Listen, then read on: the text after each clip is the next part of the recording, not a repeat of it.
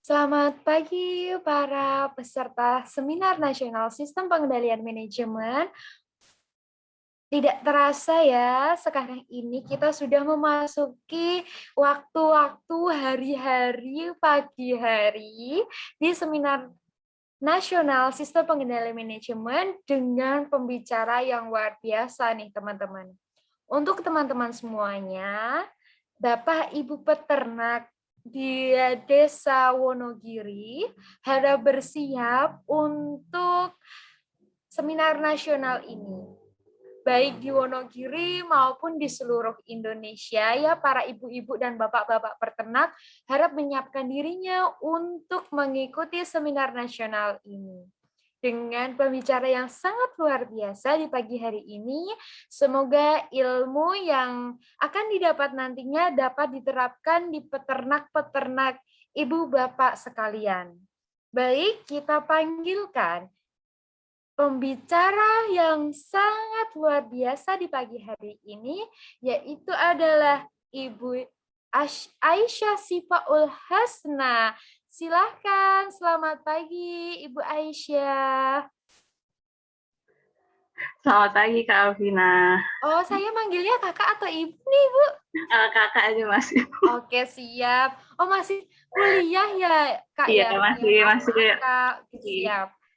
Oke, jadi Kakak Syifaul Hasna ini sekarang kuliah di Universitas 11 Maret ya, betul ya, Kak? Betul, Kak Pipin. Oke, ambil jurusan apa itu, Kak, kalau boleh tahu? Ambil di satu akuntansi di Fakultas Ekonomi Bisnis UNS. Wah, keren banget nih teman-teman ya, Ibu Bapak peternak di seluruh Indonesia bisa menambah ilmu peternakannya pada Kakak Aisyah nih untuk mengembangkan peternak-peternaknya. Betul, Kak ya? Boleh.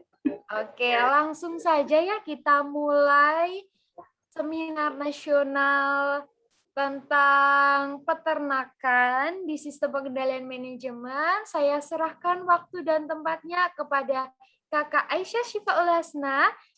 Saya dan teman-teman persilahkan. Baik, terima kasih waktunya Kak Alvina. Assalamualaikum warahmatullahi wabarakatuh. Selamat pagi Bapak Ibu di kelompok Tani Ternak Maju Jaya di Wonogiri. Di sini saya Aisyah Syifaul Hasna akan menyampaikan, akan berbagi beberapa ilmu terkait tentang sistem pengendalian manajemen yang dapat diterapkan Bapak Ibu di usaha peternakan masing-masing. Izin share screen ya.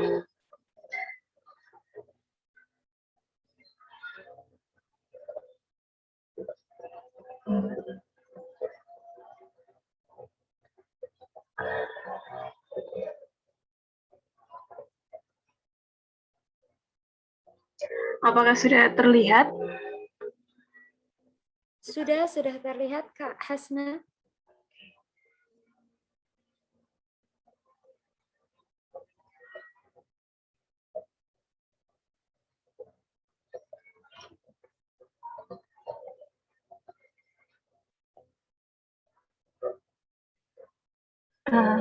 Bismillahirrahmanirrahim. Saya mulai ya. Di sini saya Aisyah Syifaul Hasna izin menyampaikan tadi ya terkait tentang pengenalan sistem pengendalian manajemen pada usaha ternak. Berikut profil singkat saya. Saya Aisyah Syifaul Hasna dari Prodi S1 Akuntansi FEB UNS tahun 2019 yang alamat saya sendiri berasal dari Magetan, Jawa Timur. Nah, kemudian langsung saja ya masuk ke materi. Jadi usaha peternakan ini merupakan salah satu jenis usaha termasuk juga dalam UMKM dalam sentra agribisnis Kemudian yang telah banyak dilakukan di Indonesia. Nah, Indonesia sendiri kan memiliki banyak lahan luas ya yang terkenal dengan sumber daya alamnya. Kemudian beberapa jenis usaha peternakan juga tidak membutuhkan banyak persyaratan khusus dan keahlian seperti budidaya cacing maupun ikan.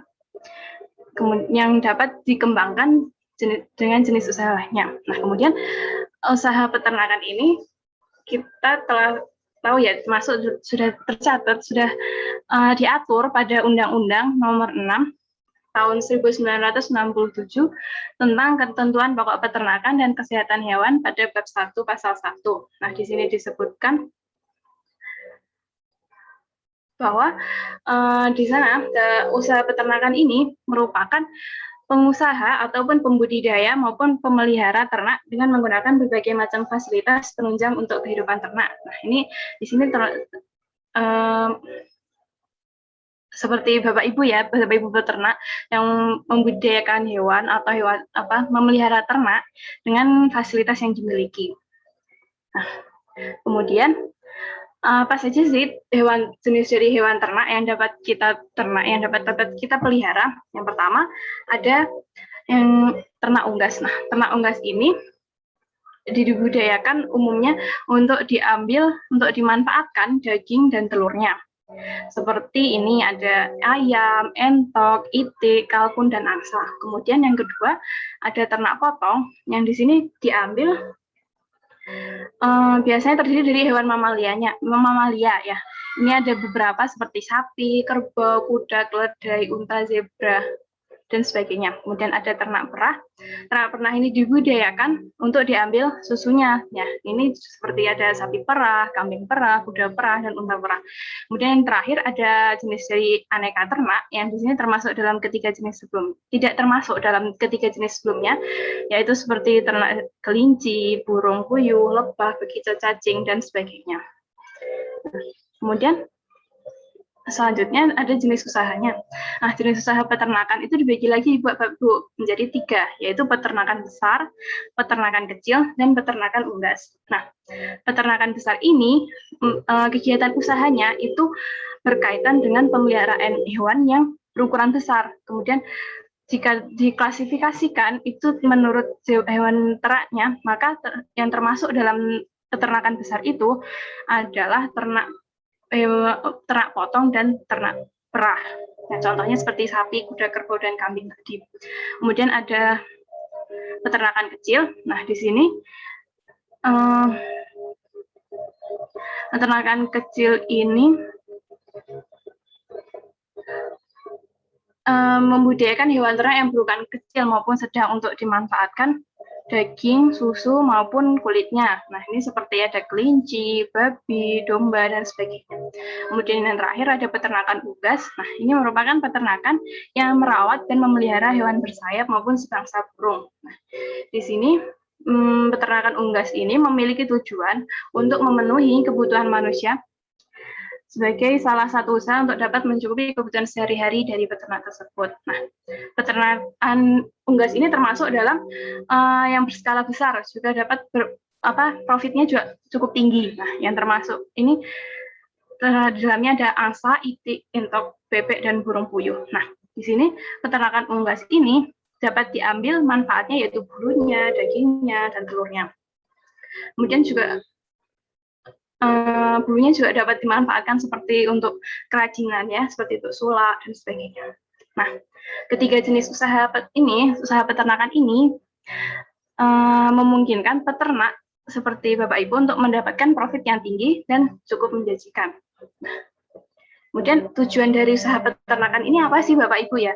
Nah, tujuan ini usaha peternakan kan tadi sudah saya sampaikan, yaitu termasuk dalam usaha agribisnis. Nah, kemudian di sini dapat berguna untuk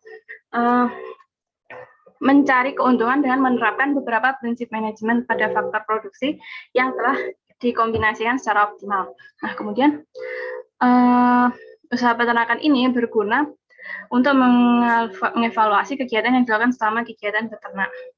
Nah, kemudian tujuannya juga untuk memiliki sebagai peternakan komersial.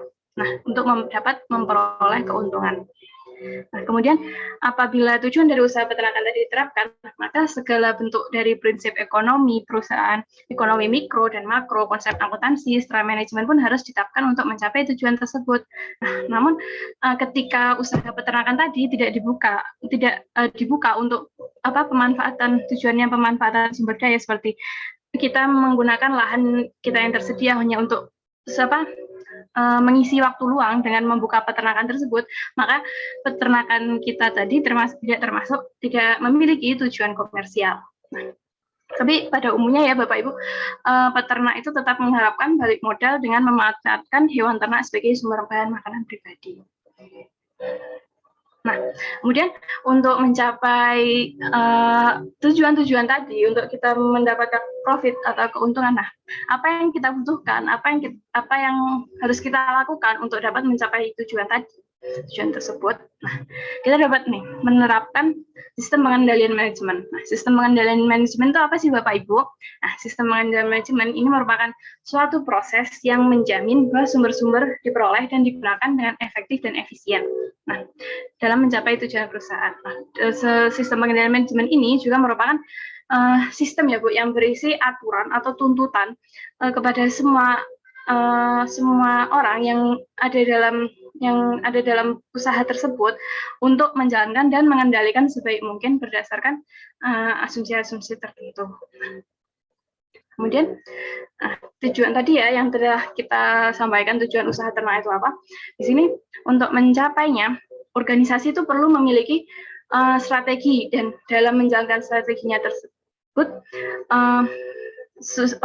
usaha itu dapat memiliki suatu sistem pengendalian manajemen. Nah, kemudian ketika banyaknya persaingan antara peternak yang baru memulai usaha dengan usaha yang telah lama berjalan, membuat seseorang pemilik harus memiliki sistem pengendalian manajemen agar setiap orang yang ada dalam usaha tersebut dapat bekerja sama dan mencapai tujuan perusahaan yang telah ditetapkan. Selain itu, juga dengan adanya sistem pengendalian ini, sistem pengendalian manajemen yang baik, maka pengendalian biaya yang dikeluarkan akan menjadi lebih efektif. Hal ini karena pengendalian biaya yang baik nantinya akan membutuhkan komunikasi antara informasi yang disampaikan oleh akuntansi kepada manajemen yang baik. Nah, selanjutnya, komponen sistem pengendalian manajemen itu ada apa aja sih? Kita kok di sini komponennya itu ada singkatannya ya Bu, namanya WIR. Nah, ini ada WIR itu W yang pertama itu work atau pekerjaan. Nah, ini berarti aktivitas kita dalam mengelola usaha ternak tadi, mulai dari pembelian bibit, kemudian operasinya seperti pemeliharaannya, penyediaan lahannya dan sebagainya, sampai penjualannya. Kemudian employee atau tenaga kerja di sini yaitu tenaga kerja seperti yang kita karyawan kita, kemudian seluruh sumber daya manusia yang menjalankan aktivitas tadi, yang menjalankan pekerjaan tadi dalam usaha ternak kita. Kemudian relationship, ada R itu relationship, yaitu hubungan ini di sini seperti hubungan antara karyawan dengan atasannya, kemudian manajer dengan staff-staffnya, setiap divisinya, kemudian hubungan dengan kita dengan hewan ternaknya, hubungan kita dengan lingkungan yang kita tempati sebagai tempat usaha ternak tadi. Kemudian yang terakhir ada environment, yaitu lingkungan. Lingkungan ini tempat di mana kita mendirikan usaha tersebut, lingkupnya. Kemudian juga lingkungan usaha ternak tadi, seperti lahannya, kemudian kandangnya. Nah, 4 komponen ini merupakan satu kesatuan yang tidak bisa dipisahkan dalam mencapai tujuan sistem pengendalian manajemen. Kemudian yang selanjutnya yaitu karakteristik dari SPM, dari sistem pengendalian manajemen. Nah, sistem pengendalian manajemen dalam perusahaan itu di sini harus memenuhi beberapa karakteristik. Yang pertama yaitu harus selaras dengan strategi dan tujuan perusahaan. Jadi sistem pengendalian yang kita desain, yang kita akan kita implementasikan, akan kita manfaatkan dalam mencapai tujuan tadi, harus sesuai strategi yang kita buat dengan tujuan yang akan kita capai. Kemudian selanjutnya itu harus dibuat sesuai dengan struktur organisasi dan bertanggung jawab dalam pengambilan keputusan manajer individual. Jadi di sini juga disesuaikan ya dengan struktur organisasi dan dapat bertanggung jawab dalam aktivitas strukturnya masing-masing. Kemudian yang ketiga, harus efektif untuk memotivasi seorang manajer dan karyawan agar selalu berusaha mencapai tujuan perusahaan dengan berbagai cara, termasuk dengan memberikan penghargaan kepada mereka. Jadi ketika karyawan kita menjalankan aktivitasnya, menjalankan pekerjaannya dengan baik, kita dapat memberikan penghargaan kepada mereka sehingga mereka menjadi lebih semangat dalam mencapai tujuan dari usaha ternak kita tadi. Nah, selanjutnya, bagaimana sih proses yang akan kita jalankan dalam pengendalian manajemen ini? Proses pengendalian manajemen yang efektif ini, yang baik itu sebenarnya bersifat formal, namun masih banyak ya sistem pengendalian informal yang masih banyak terjadi. Nah, tahapannya seperti berikut. Yang pertama ada programming, kemudian yang kedua ada budgeting, ketiga operating dan accounting, yang keempat ada reporting dan analisis. Nah, di sini akan saya bahas satu persatu. Yang pertama yaitu programming. Nah, programming ini merupakan proses pengambilan keputusan mengenai program-program yang akan dilaksanakan oleh perusahaan dan taksiran dari jumlah sumber-sumber yang akan dialokasikan kepada tiap program tersebut. Nah, program ini merupakan kegiatan pokok yang akan dilaksanakan oleh perusahaan dalam melaksanakan strateginya. Program pemrograman ini seperti apa aja sih dalam usaha peternakan itu? Yang pertama, pemilihan jenis hewan yang akan diternak. Jadi kita punya kita harus memilih hewan apa yang ternak, kemudian bibit yang bagaimana, kualifikasi bibit seperti apa yang akan kita beli, kemudian upaya pengembangan atau pemeliharaannya. Nah, upaya pengembangan atau pemeliharaannya ini ada 3 ya, ekstensifikasi, semi intensif, dan intensif. Ekstensifikasi ini kita biarkan bebas, mereka hidup bebas, kemudian semi intensif ini mereka kita kandangkan, hewan ternak itu kita kandangkan pada pagi hari, kemudian makannya mereka cari sendiri, kemudian malamnya mereka kita kembalikan ke kandang. Kemudian yang intensif ini full, jadi pemeliharaannya benar-benar dari pagi sampai pagi lagi setiap harinya itu cuman di kandang tersebut. Kemudian ketiga yaitu program terkait pemeliharaan kandang atau kolamnya, terkait pembersihannya, kemudian pembuatannya, pembangunannya, dan sebagainya. Kemudian selanjutnya ada panen dan ragam produk. Jadi apa yang akan kita manfaatkan, apa yang akan kita jual produk tersebut, kapan kita akan panennya, dan sebagainya. Kemudian administrasi usaha yaitu catatan harian, kemudian evaluasi hasil produksi yang dapat kita gunakan untuk aktivitas berikutnya atau ketika kita telah panen, kemudian evaluasi ini dapat kita gunakan untuk mendapatkan progres yang lebih baik pada pemeliharaan selanjutnya, pembudidayaan selanjutnya. Kemudian tata niaga, perdagangan terkait pemasarannya bagaimana, kemudian di mana kita akan menjualnya, di mana kita akan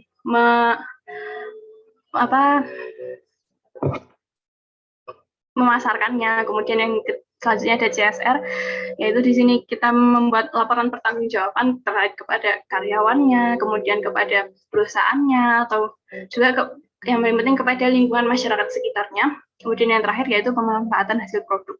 Nah, selanjutnya yaitu terkait faktor produksi. Nah, di sini yang akan kita program terkait lahannya, di mana kita akan membelinya atau kita akan menyewanya, kemudian di mana kita akan membangun kandang atau kolamnya, kemudian terkait tenaga kerjanya, kualifikasinya seperti apa, berapa banyak yang akan kita butuhkan, kemudian bibitnya seperti bibitnya kita harus beli di mana, kemudian seperti apa yang harus kita beli, kemudian ada pakan dan pemberian pakan. Ini terkait kualifikasi dari pakan yang akan digunakan, kemudian berapa sistemnya, berapa banyak dari perharinya, berapa banyak yang akan kita berikan kepada hewan ternak, kemudian terkait biaya yang lain-lain. Nah, selanjutnya yaitu budgeting atau penganggaran. Ini penting ya Ibu-ibu, Bapak-bapak. Nah, di sini program ini setelah program yang direncanakan secara terinci tadi, kemudian akan dinyatakan dalam satuan moneter atau satuan uang untuk suatu periode tertentu. Biasanya sebuah perusahaan itu menganggarkan periodenya 1 tahun. Nah, anggaran ini berdasarkan kumpulan anggaran-anggaran dari setiap pusat pertanggungjawaban. Di sini penganggaran ini ada apa saja? Yang pertama, investasi. Nah, investasi ini terdiri dari anggaran dari perawatan dengan umur ekonomis 1 tahun atau lebih, kemudian set indukan seperti ikan itu kita investasinya, kemudian investasi terkait lahannya, kandangnya, aset tetap yang dimiliki, kemudian terkait bibitnya, seperti apa, anakannya, kayak sapi itu berapa banyak yang harus misalnya sapi potong itu seperti umur berapa yang harus kita beli, itu termasuk dalam investasi. Kemudian terkait biaya produksi. Kemudian yang kedua selanjutnya yaitu penganggaran terkait biaya produksi. Nah, biaya produksi ini ada 2, yang pertama yaitu biaya tetap dan yang kedua biaya variabel. Nah, biaya tetap ini terdiri dari penyusutan peralatan atau aset-aset yang dimiliki, aset tetap yang dimiliki. Kemudian yang kedua ada biaya variabel, yang ini berisi dari biaya pakan, biaya listrik, air, kemudian biaya gaji karyawan, biaya tenaga kerja, kemudian ada biaya obat-obatan, biaya vaksin, seperti itu, kemudian ada biaya pembelian. Nah, yang ketiga yaitu ada pendapatan. Nah, pendapatan ini didapat dari penjualan hasil produksi, dari daging, telur, bibit, dan lain-lain. Kemudian yang kedua dari pendapatan ini juga ada asumsi penjualan kotor. Nah, kemudian yang keempat yaitu anggaran keuntungan. Nah, di sini keuntungan ini didapat dari hasil penjualan dikurangi biaya produksi tadi. Hasilnya yaitu benefit cost ratio. Ini dapat dari total pendapatan yang akan dibagi dengan total biaya produksi. Kemudian ada break even point atau BEP, itu dapat dari biaya tetap dikurangi 1, dikurangi biaya variabel dibagi pendapatan. Nah, selanjutnya yaitu tahap operating dan accounting. Nah, pada tahap ini akan dilakukan pencatatan dari pendapatan yang diperoleh dan dari berbagai sumber daya yang digunakan. Kemudian setelah itu catatan dan biaya nanti akan dikategorikan sesuai dengan program yang sudah ditetapkan oleh pusat tanggung jawab. Nah, di mana tujuan pengkategorian tersebut adalah untuk mengukur performa manajer yang bersangkutan. Nah, di sini kita bisa menggunakan ini ya Bu, prosedurnya menggunakan pembukuan. Seperti di sini bagian dari bendahara atau keuangan itu dapat menyelenggarakan pembukuan dalam buku kas umum dan buku-buku pembantu, kemudian buku pengawasan anggaran. Selanjutnya dapat menyelenggarakan akuntansi dan akuntansi biaya serta membuat laporan keuangan. Dan yang terakhir, menyelenggarakan pembuatan informasi manajemen, penyusunan laporan keuangan, analisa laporan keuangan, dan analisis biayanya. Nah, selanjutnya yaitu reporting dan analisis. Nah, di sini yaitu adapun analisa laporan tersebut berupa pemilahan strategi yang perlu ditinjau ulang, menentukan kebijakan seperti menambah, mengubah, atau menghapus program di tahun berikutnya, serta memberi pertimbangan apakah perlu mengubah anggaran. Jadi setelah tadi proses-proses yang telah kita laksanakan, di sini kita dapat melaporkan, kemudian menganalisis program apa yang perlu ditinjau lebih, kemudian ditinjau ulang, kemudian apa yang perlu dikoreksi, apa yang perlu diperbaiki, kemudian seperti apakah perlu kita menambah kebijakan atau mengurangi kebijakan untuk periode tahun berikutnya. Kemudian di sini ketika analisis menemukan penyimpangan, maka dapat dilakukan perubahan anggaran. Misalnya khususnya apabila anggaran yang ada sudah tidak realistis. Kemudian dari laporan tadi dapat diambil kesimpulan apakah memerlukan perbaikan dalam sistem pengendalian manajemen saat ini, khususnya untuk memberikan solusi atau masalah perusahaan yang tidak dapat diantisipasi. Kemudian dalam tahap ini, data akuntansi ini yang sudah terkumpul menurut program dan menurut pusat pertanggungjawaban tersebut disajikan dalam laporan keuangan tersebut. Kemudian tidak hanya disajikan informasi akun saja, namun juga meliputi informasi non-akuntansi untuk membantu dalam koordinasi kegiatan antara pusat pertanggungjawaban. Laporan ini nanti juga akan digunakan sebagai dasar pengendalian data-data tadi.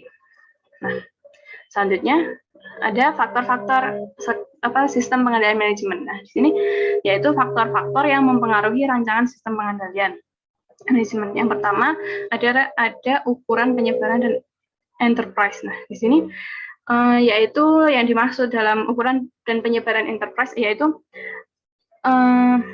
perusahaan usaha ternak kita tadi bisa menjadi faktor yang mempengaruhi sistem manajemen karena penerapan usaha ternak besar, misalnya ayam bertelur dengan di dalamnya kuota ayamnya yaitu 2.000 ayam, sedangkan terdapat usaha ternak ayam bertelur lain yang dengan itu kuotanya 500 ayam, tentu berbeda sistem pengendaliannya, isinya, sifatnya, dan tujuan dari sistem pengendalian tersebut berbeda. Kemudian yang kedua, struktur organisasi, delegasi, dan desentralisasi. Nah, faktor struktur organisasi, delegasi, dan desentralisasi sangat mempengaruhi rancangan dari sistem pengendalian manajemen. Nah, struktur organisasi ini membawa dampak dalam pengambilan keputusan dan pengawasan operasional perusahaan. Kemudian pada tingkat delegasi dan desentralisasi dalam suatu perusahaan harus disesuaikan dengan tantangan lingkungan yang dapat berubah dan kemungkinan hadirnya perubahan. Contohnya di sini, ketika struktur usaha ternak sapi potong dengan usaha ternak sapi perah, nah, tentu saja berbeda ya Bu. Kalau sapi perah kan aktivitasnya ada pemasaran susu, kemudian ada pemerahan dan sebagainya. Sedangkan sapi potong hanya pemeliharaan dalam kurun beberapa bulan. Tidak ada aktivitas seperti merah susu dan pemasaran susu setiap harinya. Kemudian sifat dan pembagian operasi. Sifat pembagian dan operasi ini yaitu perusahaan juga mempengaruhi sistem pengendalian manajemen karena dalam implementasinya hal ini dapat mempengaruhi manajemen perusahaan untuk membuat strategi atau mengambil keputusan yang tepat. Di sini misalnya ayam bertelur dengan seperti tadi ya, kayak sapi perah dan sapi potong, produk yang akan dijual itu berbeda, sehingga implementasi dari perancangan dan implementasi sistem harus dilihat dari dapat berdasarkan produk atau tidak. Kemudian yang terakhir yaitu jenis pusat tanggung jawab. Maaf, ada kendala. Kemudian yang terakhir yaitu terkait jenis pusat tanggung jawab. Nah, di sini perusahaan memerlukan sistem pengendalian manajemen yang berbeda, yaitu menentukan apakah performa pusat tanggung jawab harus diukur berdasarkan kinerja ya atau laba suatu investasi, tergantung pada jenis pusat tanggung jawabnya. Kemudian, apa yang dapat kita ambil dari materi yang telah saya sampaikan ini, kesimpulannya, yaitu sebagai seorang peternak sekaligus pebisnis, seharusnya kita memahami dengan sistem pengendalian manajemen. Nah, karena tadi untuk memperoleh hasil yang efektif dengan cara yang paling efisien, maka diperlukan pengelolaan yang baik. Untuk itu diperlukan manajemen dan bagaimana melakukan proses sistem pengendalian manajemen ini. Nah, kemudian dua dimensi yang paling penting yaitu penerapan sistem pengendalian manajemen adalah dimensi manusia dan tekniknya. Jadi dimensi manusia itu lebih penting karena kemampuan manajer untuk mencapai hasil melalui orang lain itu sangat menentukan keberhasilan dari usaha tadi. Hal ini nantinya apa yang telah kita dapat tadi dapat diterapkan dalam bisnis agar semakin berkembang dan bertumbuh dengan baik. Nah, sekian sedikit materi dari saya. Terima kasih. Selanjutnya saya kembalikan kepada moderator.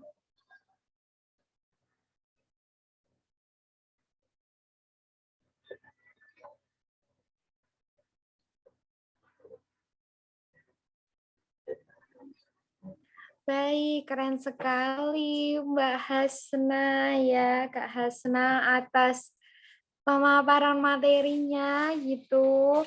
Tidak terduga ya, materinya sangat luar biasa, penuh dengan insightful gitu untuk para ibu-ibu dan bapak-bapak peternak di seluruh Indonesia. Grup Maju Jaya. Gitu ya Mbak ya? Oke, ini untuk acara selanjutnya adalah sesi tanya jawab nih, teman-teman ibu bapak sekalian. Ibu bapak sekalian, ya. Kalau ada pertanyaan nih silahkan taruh di kolom chat atau langsung on mic saja gitu. Biar langsung berkomentar dengan pembicara, mending langsung on cam saja dan on mic ya. Ibu Bapak Peternak. Oke, silahkan ada pertanyaan. Oh,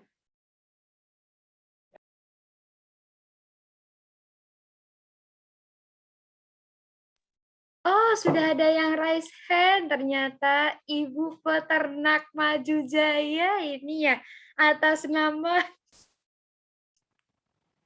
Ibu Amanda. Ya, silahkan Ibu Amanda. Oke, terima kasih Mbak Alvina atas waktunya. Selamat pagi Mbak Hasna. Sangat senang bisa bertemu di acara pada pagi hari ini. Saya Amanda saya dari Jawa Barat, Mbak, dari tempatnya di Bogor. Mau tanya nih yang berkaitan sama materi. Bagaimana jika dalam pemeliharaan kita mengalami kerugian seperti hewan ternak terkena wabah penyakit atau penurunan SK harga yang anjlok? Nah, mau nanya itu sih Mbak, mungkin ada sedikit pengalaman Mbak Hasna atau ilmu-ilmu yang mau dibagikan. Terima kasih.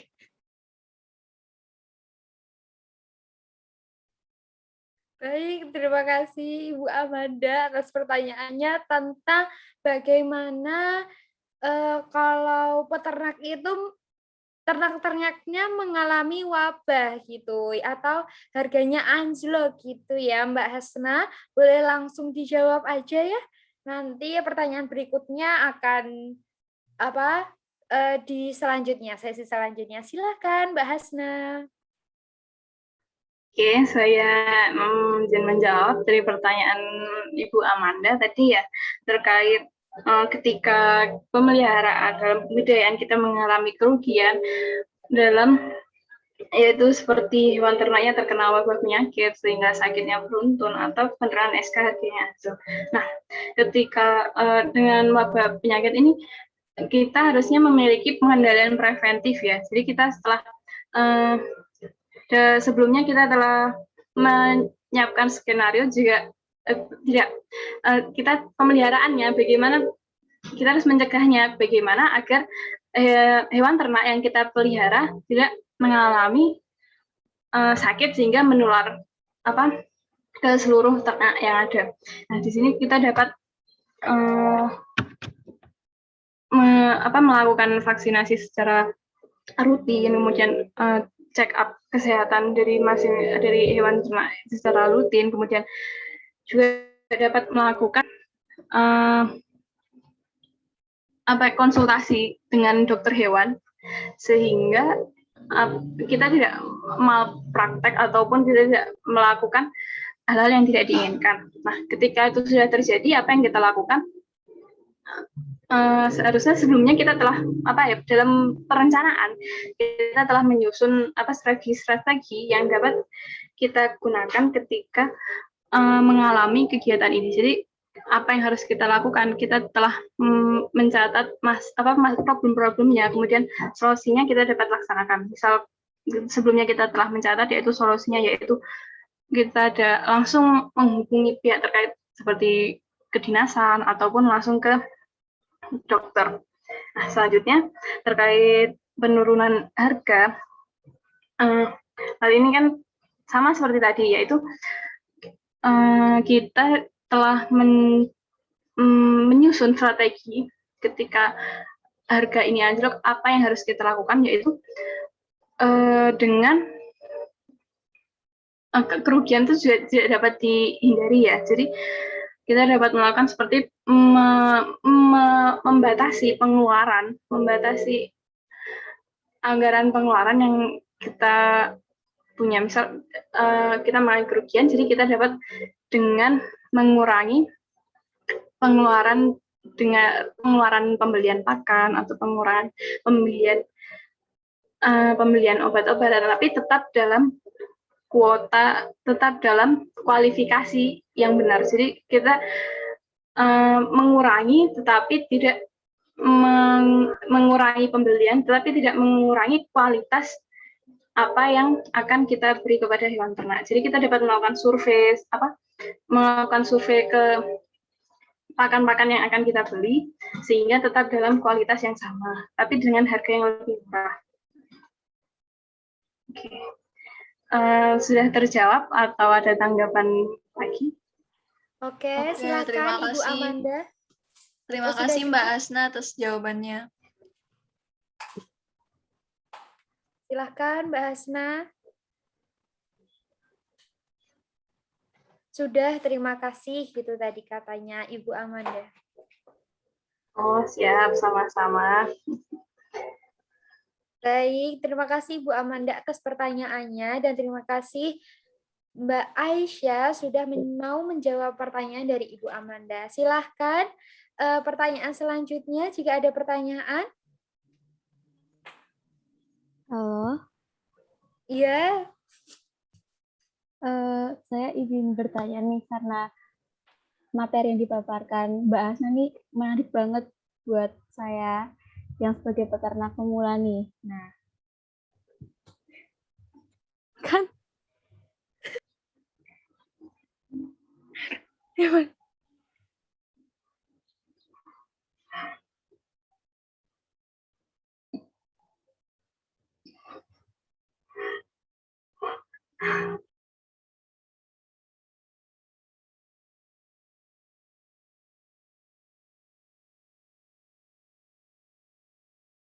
kan kayak kambing, sapi, kenapa? Itu kan tiap hari nggak menghasilkan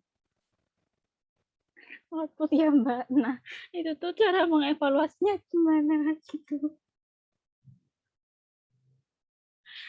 Cara mengevaluasi kinerjanya soalnya kan nggak setiap hari hewan ternak itu beranak gitu. Jadi proses evaluasinya seperti apa gitu. Mohon maaf ya Mbak, soalnya saya masih peternak awal gitu loh, masih grogi buat bertanya. Jadi mohon maklum ya Mbak. Tapi Mbak nangkep kan pertanyaan saya? Saya menangkap kok pertanyaannya bagaimana. Ya. Terima kasih Baik, Ibu kayaknya Azahra. Terima kasih pertanyaannya. Saya silahkan kepada Mbak Aisyah untuk menjawab pertanyaan dari Ibu Azahra. Oke, saya ulangi ya pertanyaannya. Jadi Mbak Ibu Azahra tadi peternak pemula. Nah, ketika kita beternak sapi, kambing atau hewan ternak lainnya yang masa panennya tidak tiap hari dan tidak menghasilkan produk seperti telur, daging yang bisa dimanfaatkan langsung. Nah, apa saja sih yang perlu dilaporkan pencatatannya dalam catatan keuangan ataupun laporan evaluasinya. Nah, kalau catatan keuangan kan kita bisa mencatat itu terkait pengeluarannya, seperti pengeluaran terkait pembelian pakannya, pembelian obatnya pada hari-hari tersebut. Kemudian kita bisa mengecek persediaan pakannya, kemudian persediaan obat-obatan tadi. Kemudian juga catatan evaluasi lainnya yaitu seperti check up, mengecek kesehatan, mengecek kondisi dari hewan-hewan tadi, seperti bagaimana makannya, bagaimana kondisinya, apakah sehat atau tidak, apakah lemas atau tidak, apakah normal atau tidak makan dan minumnya. Kemudian kita bisa saja melakukan pengecekan yaitu terkait bobot dari hewan-hewan tadi. Tapi bobot ini tidak mungkin ya kita melakukannya secara setiap hari. Nah, ini bisa dilakukan dalam tiap pekan atau 2 pekan sekali, seperti itu. Tidak harus mencatat pemasukan setiap hari, karena kan tidak mungkin kan bisa mendapatkan pemasukan karena mereka bahkan belum terjual. Gitu. Apakah menjawab? Dapat jawabannya? Baik, silahkan Mbak Azahra. Apakah jawaban dari Mbak Aisyah sudah menjawab, Ibu Azahra? Baik, saya jadi paham. Jadi maksudnya evaluasi itu enggak yang harus selalu pendapatan yang dihasilkan dari ternaknya gitu ya. Jadi yang dicatat, yang dievaluasi itu bisa mengenai kesehatannya, kondisi ternaknya seperti itu. Terima Ya, kasih benar. Mbak Hasna, insight baru sekali. Ya, sama-sama Ibu Azhara. Baik, sepertinya untuk sesi pertanyaan untuk pembicara Mbak Aisyah Hasna sudah selesai ya. Dan acara Seminar Nasional Sistem Pengendalian Manajemen juga hampir selesai. Untuk menyudahi acara ini, silahkan Mbak Aisyah Hasna, apakah ada closing statement untuk menutup acara pada pagi hari ini? Silahkan.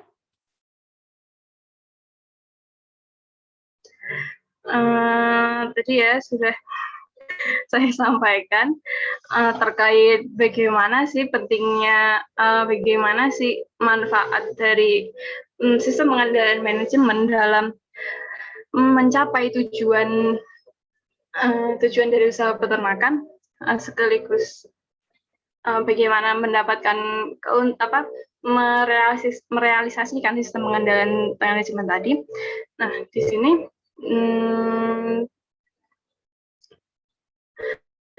semoga nantinya apa yang telah saya sampaikan tadi dapat bermanfaat dalam menerapkan bisnis agar semakin bisnis Bapak Ibu usaha peternakan Bapak Ibu kelompok tani ternak manusia ya dan sekitarnya dapat lebih berkembang dan lebih baik. Terima kasih. Baik, terima kasih closing statement-nya Mbak Aisyah Syifaul Hasna, pembicara pada pagi hari ini sebagai pembicara di seminar Sistem Pengendalian Manajemen ya. Tentang peternakan tadi sudah dijelaskan, semoga ilmu-ilmu yang diberikan oleh Mbak Aisyah Syifaul Hasna dapat diterima oleh Ibu dan Bapak peternak Grup se-Indonesia Raya. Akhir kata, saya sebagai moderator ucapkan terima kasih kepada Bapak Ibu peserta. Semoga ilmunya dapat bermanfaat. Sampai bertemu di Seminar Nasional Sistem Pengendalian Manajemen selanjutnya. Terima kasih. Wassalamualaikum warahmatullahi wabarakatuh. Waalaikumsalam warahmatullahi wabarakatuh. Terima kasih Bapak Ibu. Sama-sama Mbak. Mbak Aisyah Syifaul Hasna, sukses selalu. Amin, amin.